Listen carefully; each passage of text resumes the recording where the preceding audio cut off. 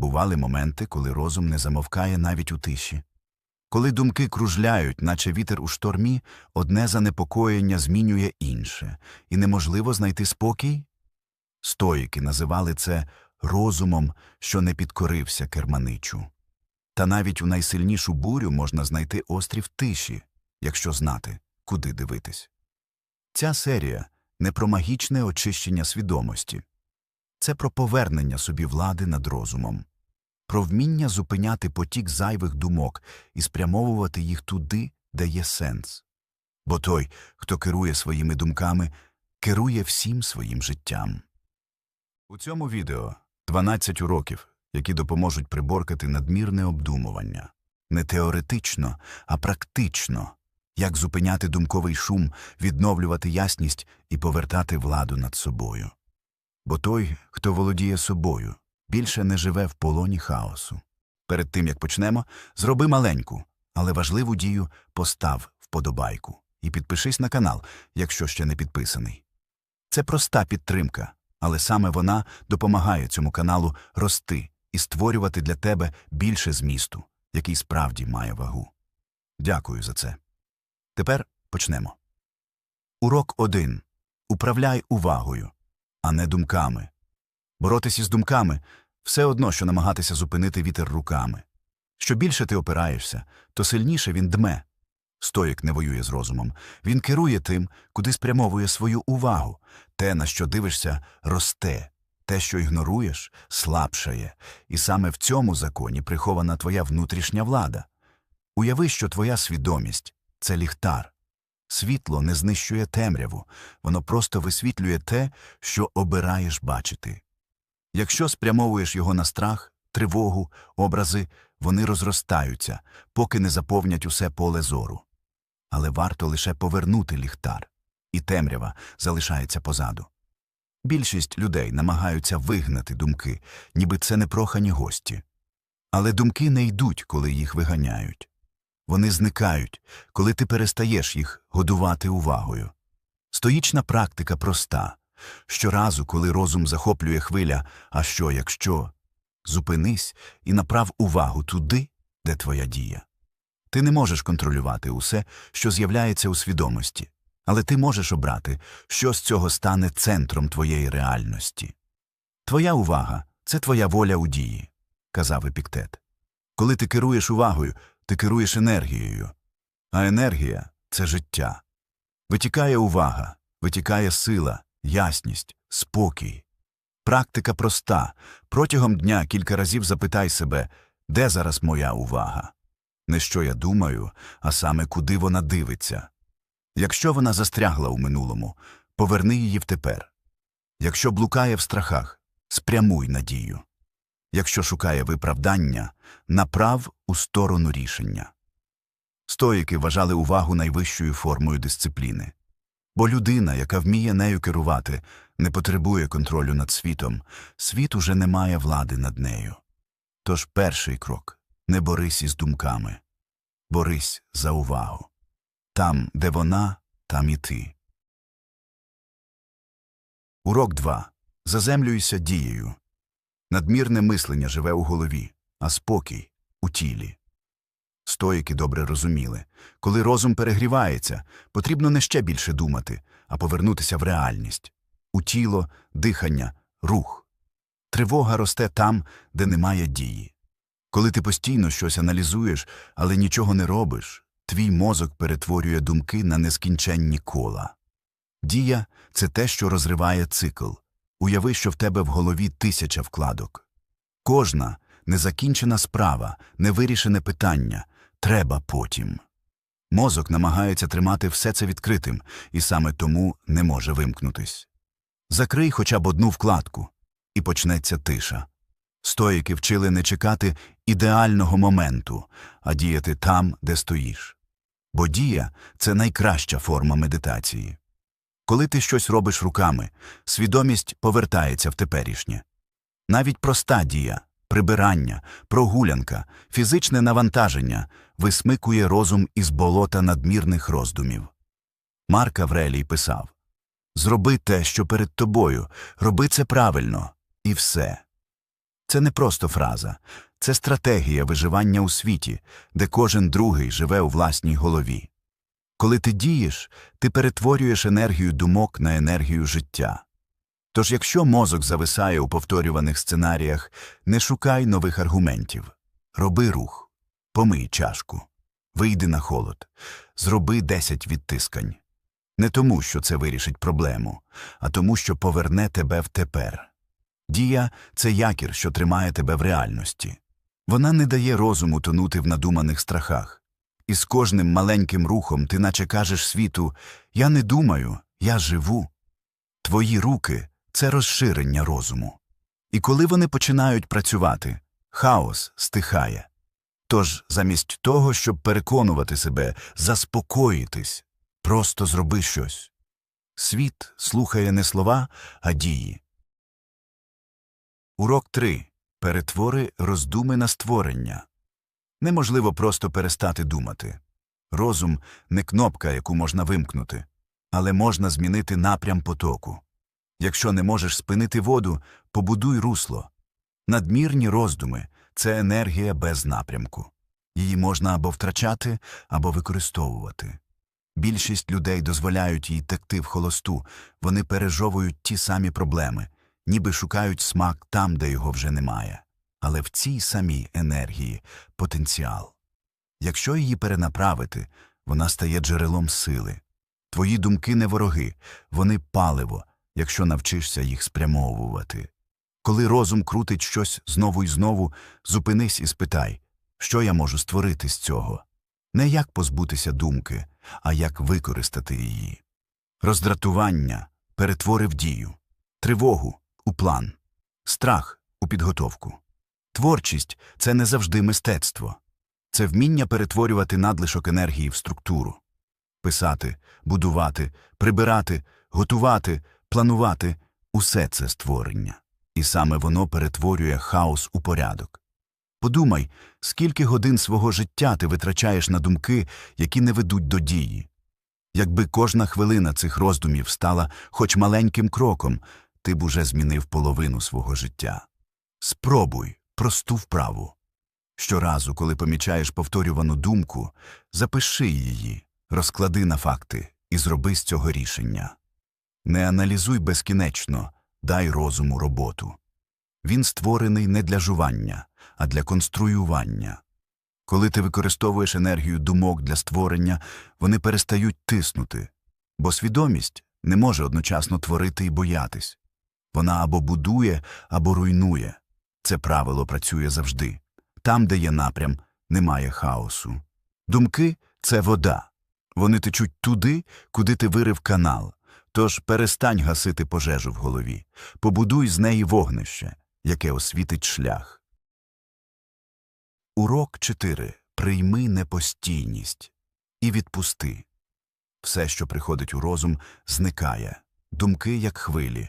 Одні ніжно торкаються берега, інші б'ють у скелі, але жодна не залишається назавжди. Проблема не в тому, що ми думаємо. Проблема в тому, що ми чіпляємось за думки, ніби вони мають якусь об'єктивну вагу. Ми знову і знову пережовуємо минуле, переписуємо історію у власній голові, будуємо гіпотетичні майбутні катастрофи і з кожним колом втрачаємо спокій. Надмірне мислення тримається не на інтелекті, а на опорі зміні. Мозок боїться порожнечі, тому хапається за будь-яку думку, навіть якщо вона болюча. Він воліє бути в дискомфорті, ніж у невідомості. Та саме в невідомості – звільнення. Щойно ти приймаєш, що думки – це не каміння, а вода. Вони перестають тебе топити. Спробуй просту практику. Коли помічаєш нав'язливу думку, не проганяй її. Просто назви її – страх, спогад, очікування. Не оцінюй, не сперечайся, назви. І спостерігай, як вона тане. Відпускання – це не забуття. Це свідоме рішення не утримувати те, що тягне вниз. Бо тримаючись за старе, ти не маєш рук для нового. Іноді ти відпускаєш не людину чи ситуацію, а власну версію події. Свою історію про «як мало бути». Саме ця історія найчастіше і є причиною болю. Внутрішня свобода приходить, коли ти дозволяєш життю текти. Не втручаєшся в ріку, просто не стоїш посеред неї. Відпускати – не слабкість. Це найвища форма сили. Бо лише той, хто не чіпляється, може йти далі без страху втратити. Кожного разу, коли відпускаєш непотрібну думку, всередині з'являється простір. А в цьому просторі народжується спокій. Урок 5. Створи час для занепокоєння. Тривога не любить меж. Вона проникає скрізь. У роботу, відпочинок, навіть у сни. Ми намагаємось її ігнорувати, але від цього вона тільки росте. Бо все, що ти намагаєшся заглушити, рано чи пізно кричить голосніше. Стоїки розуміли, емоції не можна заборонити, але їм можна дати місце. Якщо не встановити меж, вони розіллються всюди. Спробуй парадоксальний підхід, признач тривозі час. Вибери конкретні 20 хвилин на день, коли дозволиш собі хвилюватися. Не ховай, не тисни, не тікає. Просто скажи собі, о 3-й годині я сяду і подумаю про все, що мене турбує. А решту часу живи. Це звучить дивно, але працює. Мозок любить структуру. Коли він знає, що для переживань є відведене місце, він не намагається лізти з ними у кожну хвилину дня. Коли приходить твій час тривоги, сядь і випиши все, що крутиться в голові. Не шукай рішень, просто виклади думки на папір. Побач їх зовні. Після цього закрий блокнот і повертайся до життя. Так ти створюєш чітку межу між мисленням і буттям. Цей метод не прибирає занепокоєння. Він повертає контроль над тим, коли ти дозволяєш йому бути. Якщо тривога приходить поза графіком, ти просто кажеш собі «я подумаю про це ввечері» і йдеш далі. Крок за кроком мозок починає довіряти цій системі. Він перестає атакувати тебе думками без запрошення. Так народжується внутрішня дисципліна. Не тікати від страхів, а визначати їм місце. Не дозволяти їм керувати днем, а запрошувати, коли ти сам цього хочеш. У спокійному розумі є порядок. А порядок завжди сильніший за хаос. Урок 6. Розбий великі думки на маленькі кроки. Надмірне мислення часто починається з відчуття безсилля. Коли щось здається занадто великим, мозок не діє, він аналізує. І чим більше аналізує, тим сильніше паралізується. Здається, що проблема гігантська, новий проєкт, складна розмова, рішення, яке може змінити життя. І поки ти обмірковуєш усе до дрібниць, страх росте, як тінь, що збільшується із заходом сонця. Стоїчний шлях простий.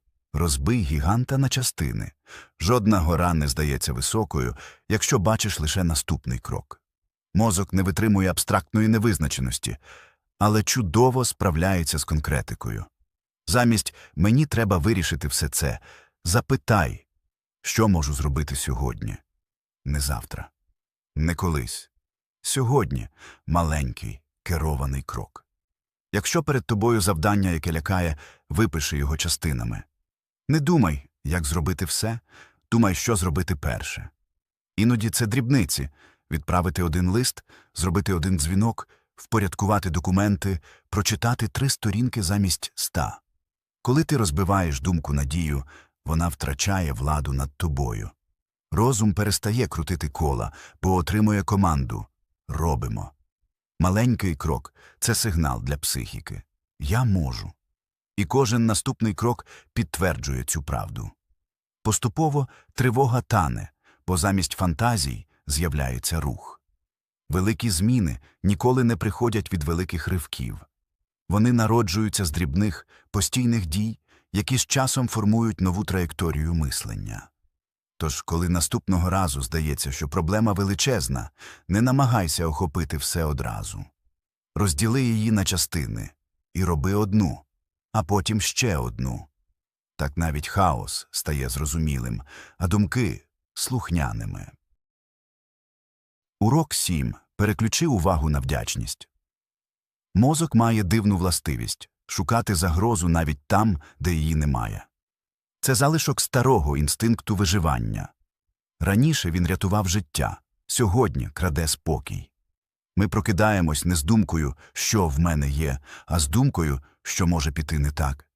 І саме тому вдячність – не м'яка філософія, а ментальна зброя. Вона не змушує тебе прикидатися, що все добре, вона перепрограмовує напрямок уваги. Тривога живе там, де є дефіцит. Вдячність живе там, де є усвідомлення достатку.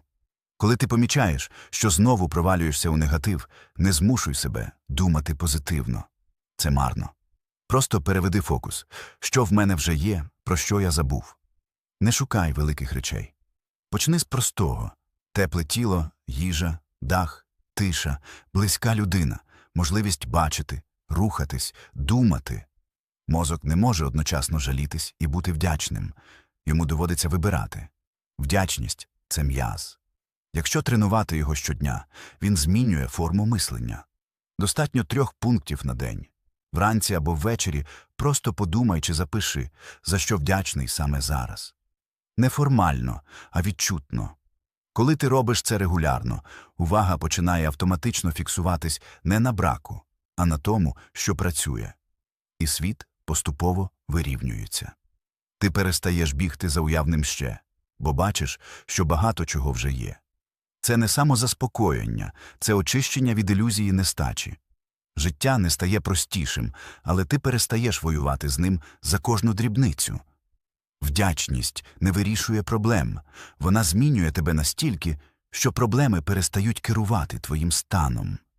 Іноді, щоб знайти рівновагу, достатньо не шукати нових причин для невдоволення, а просто побачити ті, які вже є для радості. Урок 8. Зосередься на зусиллях, а не на результаті. Більшість людей живуть у напрузі не тому, що роблять забагато, а тому, що весь час дивляться на те, як це виглядає ззовні.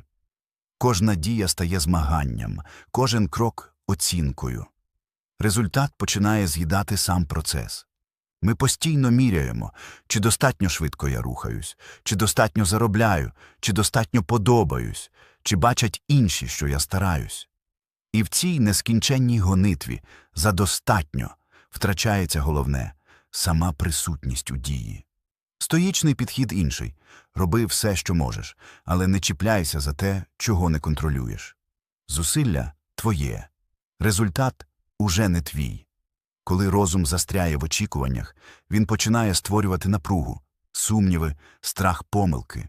Але коли ти дієш просто тому, що це твій вибір, зникає потреба в оцінці. Рух стає чистим. Спробуй змінити внутрішнє питання. Замість «чи вийде» запитай, чи я віддав усе, що міг. Це одразу знімає тягар.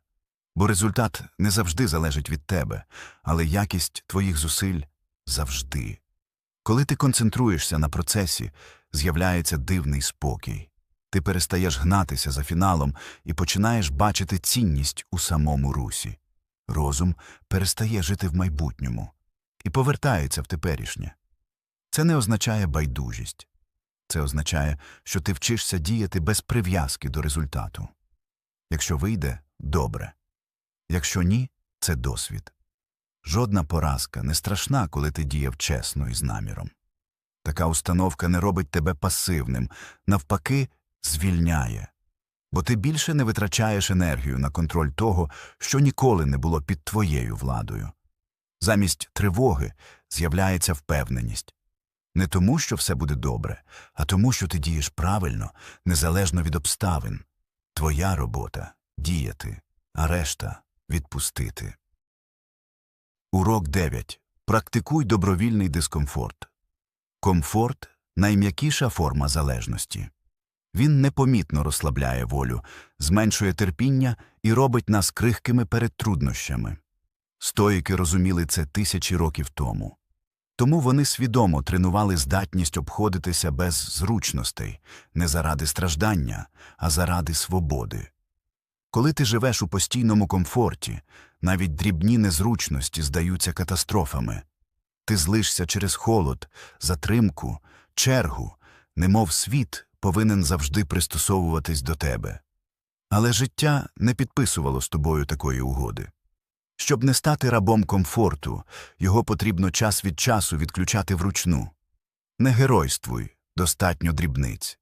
Прокинься раніше, ніж хочеться. Пройдися пішки, замість їхати. Прийми холодний душ.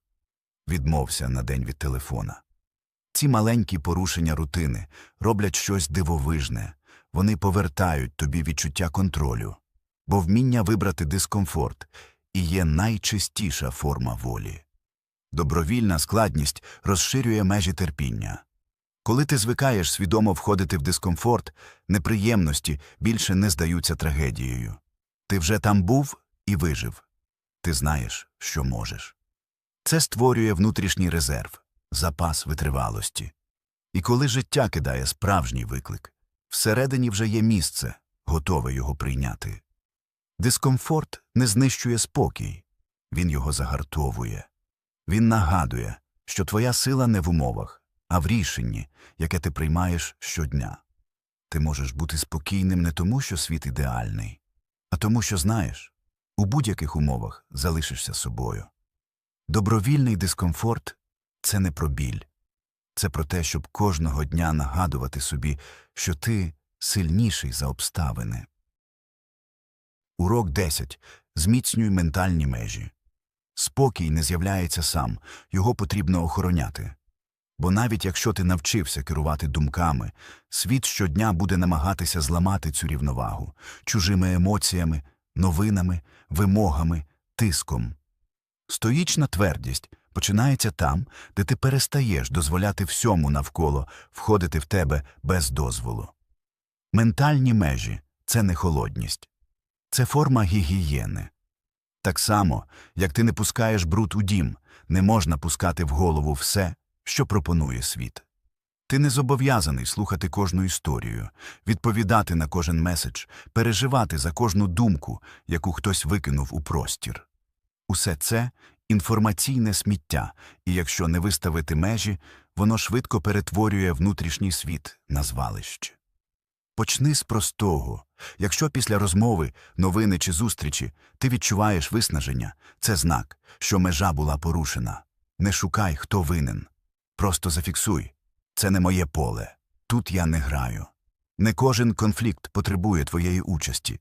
Не кожна думка варта відповіді. І не кожна емоція, навіть своя, варта того, щоб розкручувати її до шторму. Ментальні межі – це не стіна. Це фільтр, який пропускає лише те, що справді важливо. Ти не ізолюєшся, ти вибираєш, з чого складається твій світ. І що цікаво, коли ти перестаєш реагувати на все, люди починають ставитись до тебе інакше. Твоя спокійна присутність стає сигналом. Тут чужі емоції не керують. Твій внутрішній простір – це святиня. Захищай його. Бо без меж навіть наймудріший розум перетворюється на арену для чужих битв. Урок 11. Повертайся до простоти. Світ ускладнюється щодня.